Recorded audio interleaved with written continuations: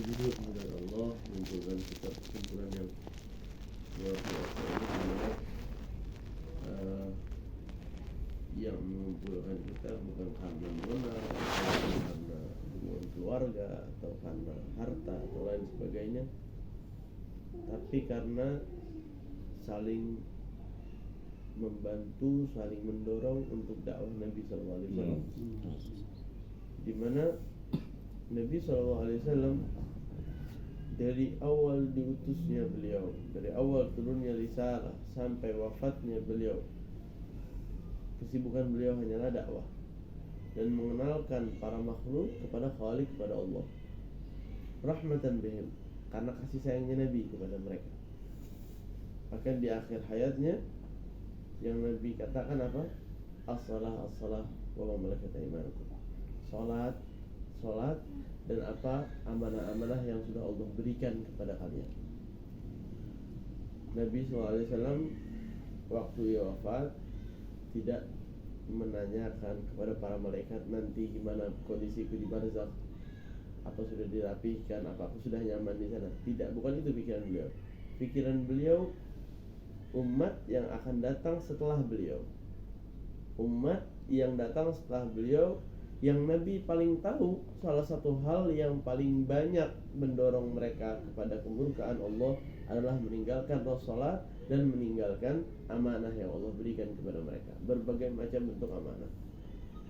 Jadi dengan cerita ini kita bisa memahami dan mengetahui kepentingan umat di hadapan Nabi SAW, di sisi Nabi. Bahkan di beberapa riwayat pernah disebutkan bahwa waktu wafatnya, waktu sakaratul maut, Nabi SAW merasakan pedihnya, dan malaikat mengatakan kepada Nabi, wahai Rasulullah, masih waktu Nabi merasakan rasa sakitnya sakaratul maut, Nabi mengatakan kepada malaikat maut, bagaimana nanti umatku, apa mereka semua akan merasakan rasa ini? Dikatakan dari mereka yang wafat dalam keadaan sakaratul maut, ya, ada sebagian yang matinya tidak melalui sakaratul maut, maksud pencabutan nyawanya dengan cara lain, tidak merasakan mungkin, tapi yang matinya dalam bentuk sakarat itu akan merasakan. Kata Nabi, ya sudah, tambah rasa sakitku untuk mengurangi sakitnya umatku. Nabi SAW sampai akhir hayatnya, dan sakitnya sakaratul maut itu sangat amat pedih sekali.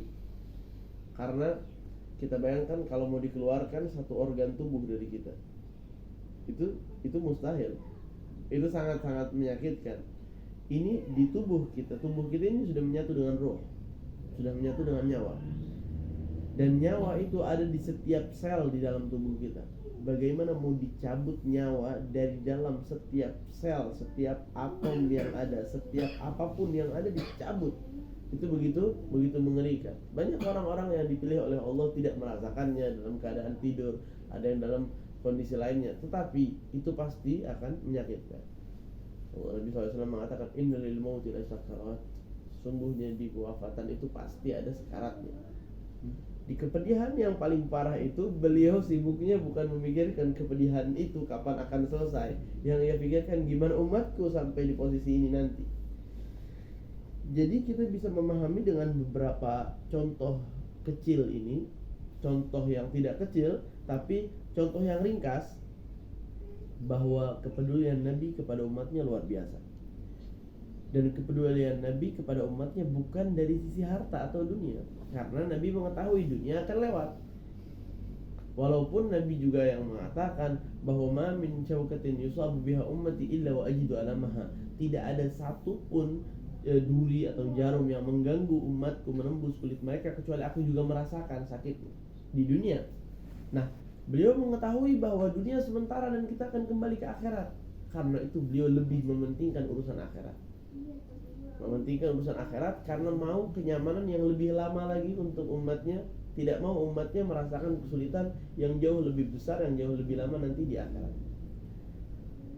Kita memahami dengan ini, siapapun yang membantu Nabi SAW, siapapun yang mempunyai andil dalam gerakan beliau, menjalankan niat-niat beliau karena cintanya beliau kepada umatnya, itu orang yang akan paling dicintai oleh beliau.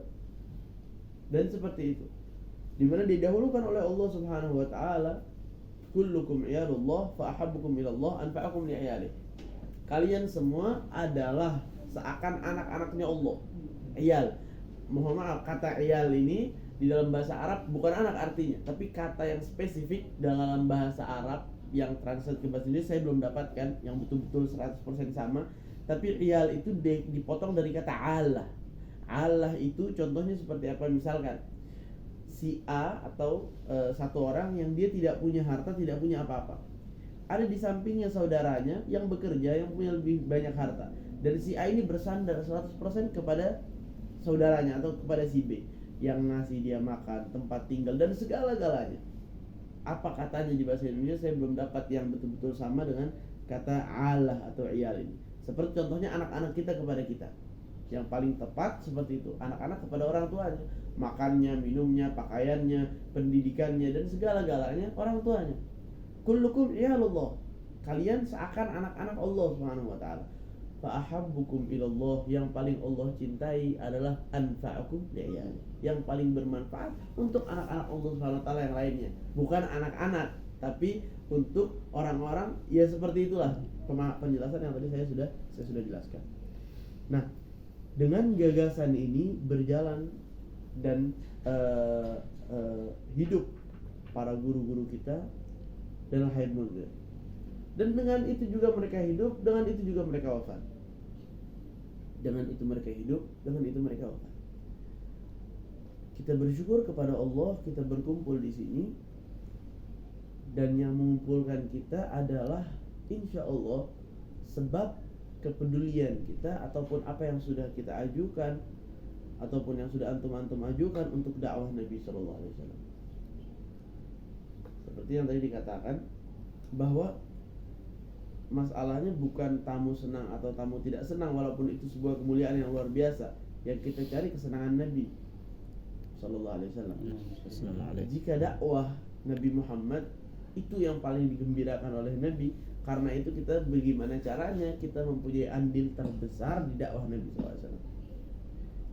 Dan siapapun yang sudah mengajukan apapun untuk dakwah Nabi, jika umatnya yang biasa saja yang bermaksiat Nabi tidak lupakan, bagaimana yang memberi andil dalam dakwah mendekatkan umatnya yang lainnya.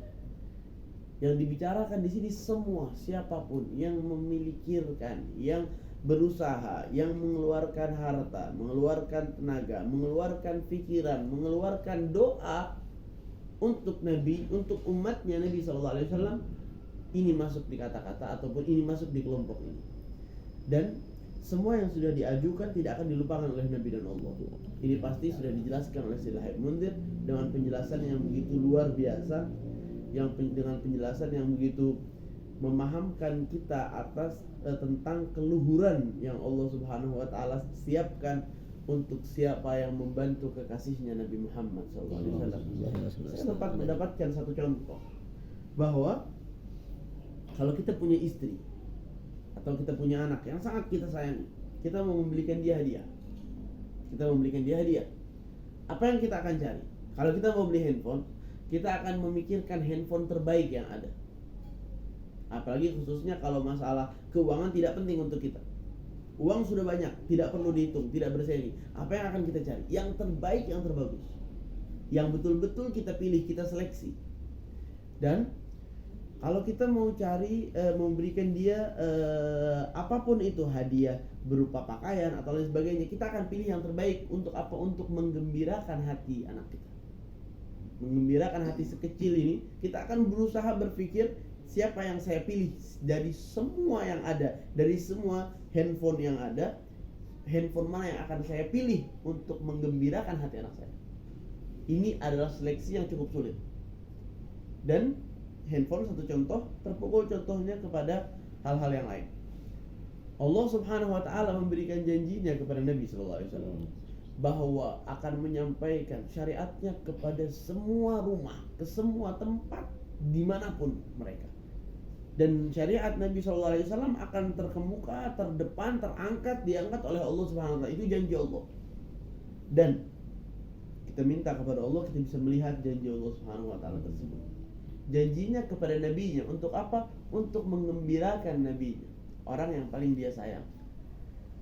kemuliaan yang kita dapatkan, Allah pilih untuk menyampaikan hadiah tersebut kepada hati yang Allah cintai, Nabi Muhammad. Seperti tadi orang tua yang memilih barang untuk anaknya, Allah memilih kita menyampaikan hadiahnya untuk Nabi Muhammad. Jalan tersebut, ini doa-doa guru-guru kita Sayyidina Habib Umar. Doa beliau selalu memasukkan dan menyelipkan hal-hal seperti ini yang detail dan kompleks. Pada aslinya jarang orang yang bisa memperhatikan dan mengetahui hal tersebut. Yang mengerikan kalau kita tidak menjalankannya dengan baik. Itu sangat mengerikan. Karena pada saat sudah dipercaya untuk menyampaikan, untuk mengembirakan hati sang Nabi, malah kita mengecewakan sang Nabi, waliyadzubillah. Itu begitu mengerikan. Dengan menggunakan hal-hal yang semestinya menggunakan dengan berbagai macam. Wa ala kulli hal, saya belum punya banyak pengetahuan dari ilmu ataupun pengalaman dalam berdakwah, tapi ini sedikit yang saya tahu, yang saya bisa sharing demi membangkitkan semangat di setiap individu yang ada dan yang uzur, yang tidak bisa datang, dan yang mendengar dan yang akan mendengar, insyaallah ta'ala. Intinya adalah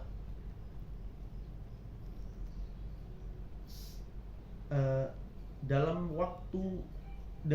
kesempatan manapun saya akan berusaha sebisanya untuk mengajukan yang saya bisa dari harta, dari umur, dari tenaga, dan segala apapun, dan nyawa saya sudah siap untuk dakwah Nabi Muhammad SAW.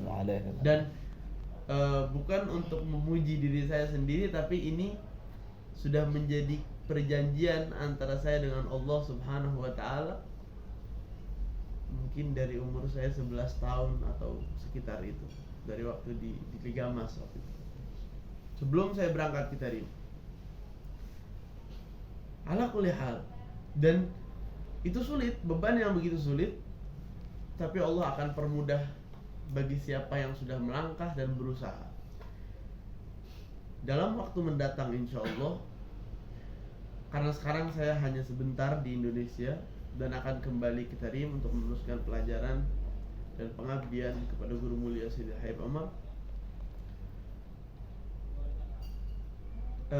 Setelah, kalau beliau memerintahkan saya untuk kembali, banyak hal yang harus kita bersama hidupkan. Banyak yang sudah mati, yang hampir mati, atau mungkin sudah sekarat lama, yang terlupakan. Itu semua harus kita mulai ulang, harus kita bentuk dengan bentuk yang cocok dan terbaik untuk zaman sekarang ini. Karena zaman berubah, dan dengan perubahan zaman kita harus ikut berubah, melangkah langkah-langkah terdepan, lebih maju daripada, mohon maaf, orang-orang yang ada di sekitar ataupun jalan-jalan yang lainnya. Jalan yang membawa kepada bid'ah, yang tidak membawa kepada cinta Nabi SAW, dan juga melebihi apa ajakan-ajakan orang kafir. Kita tidak mau kita ngikuti mereka, kita mau mereka ngikuti kita, insyaallah. Dan Allah pasti akan tetapkan janjinya. Kita hanya bergerak saja, selebihnya urusan Allah. Itu cara didakwah. Cara didakwah, kita bergerak, selebihnya urusan Allah. Kita berdoa, yang ngabulkan Allah. Dulu Habib Munzir pada saat acara di Monas pagi-pagi, hujan, bingung, presiden mau datang, beliau turun berdoa. Beliau bisa memberhentikan hujan? Tidak bisa. Tapi pada saat Allah melihat kejujuran yang ada di hati beliau, dan beliau berdoa bukan karena mau jamaahnya lari, karena mau menyampaikan bagaimana mereka bisa dapat hidayah, karena kepentingannya tersebut bukan untuk dirinya tapi untuk Allah dan Rasulnya. Allah melihat kejujuran tersebut, Allah berhentikan hujan. Dan itu di hadapan mata kita semua. Dan sebelumnya juga waktu tertulis lafaz ya Allah, itu artinya apa? Itu artinya meyakinkan orang yang ada di sekitar beliau dan memberi petunjuk bagi orang-orang yang jauh dari beliau bahwa kebenaran kutaruh di sini. Contoh, Habib Umar pernah memberikan contoh, ataupun salah satu guru saya lupa. Kalau saya tidak salah Sayyidina Habib Umar bahwa jika ada satu raja yang duduk, satu orang datang dari luar, raja lagi duduk di singgasananya dan sekitarnya banyak para menteri. Orang ini mengatakan, sang raja akan memberikan kepadaku kerajaannya, ataupun aku akan diberikan memimpin kerajaannya selama 1 hari, misalkan 24 jam. Orang-orang itu tidak akan percaya. Raja diam. Dan buktinya raja akan membuka mahkotanya dan memberikannya kepadaku, atau akan membuka mahkotanya dan meletakkannya. Sang raja mustahil melepaskan mahkotanya di hadapan para menteri dan di singgasananya. Itu tidak mungkin terjadi. Tapi sama raja dilepas mahkotanya, diberikan kepada orang ini. Berarti tandanya apa? Dia jujur, dia benar, walaupun rajanya tidak berbicara. Dan begitu juga sang nabi. Begitu juga terjadinya mukjizat.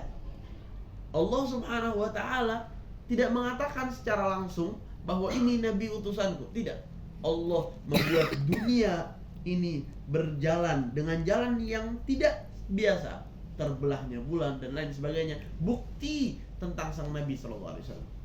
Dan orang-orang yang jalan di jalan sang nabi, terjadi kepada mereka karamah. Allah katakan lahum ma yasha'una 'inda rabbihim. Allah akan berikan mereka apa yang mereka inginkan di sisi Allah.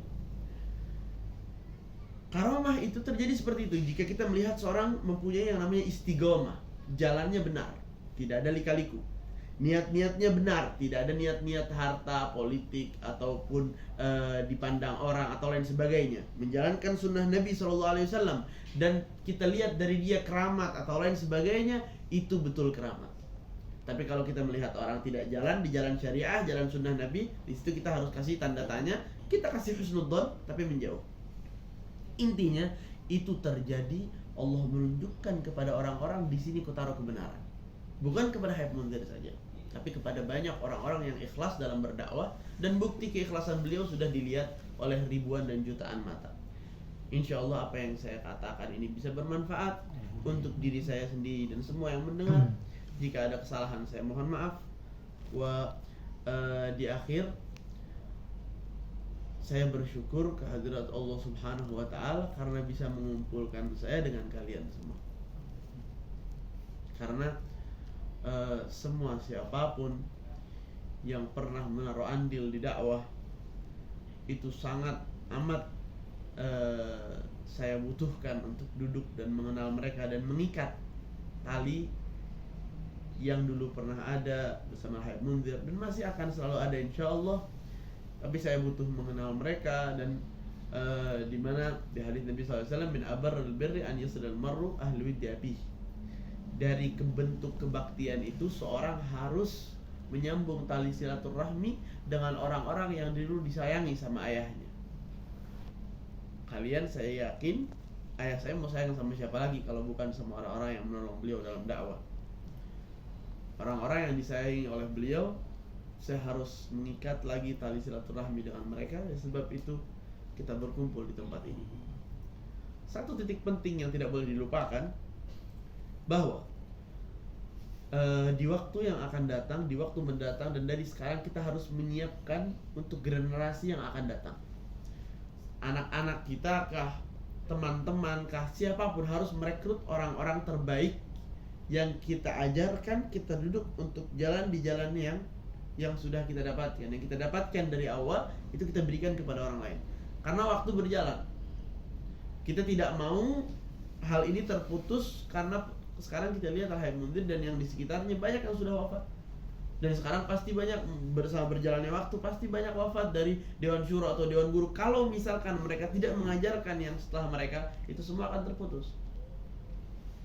Dan kalau misalkan setiap yang mempunyai ilmu, setiap yang mempunyai kemahiran, dan yang lebih penting yang mempunyai jiwa yang sudah merasakan siraman rahmat Allah dan ketenangan dengan Allah, ajak yang lainnya untuk mereka juga bisa khidmah, juga bisa membantu di dakwah Nabi SAW di waktu-waktu mendatang. Dengan itu pahala mereka akan mengalir kepada kita insyaallah. Wabillahi taufiq wal hidayah. Sekarang jika ada yang mempunyai pertanyaan silahkan.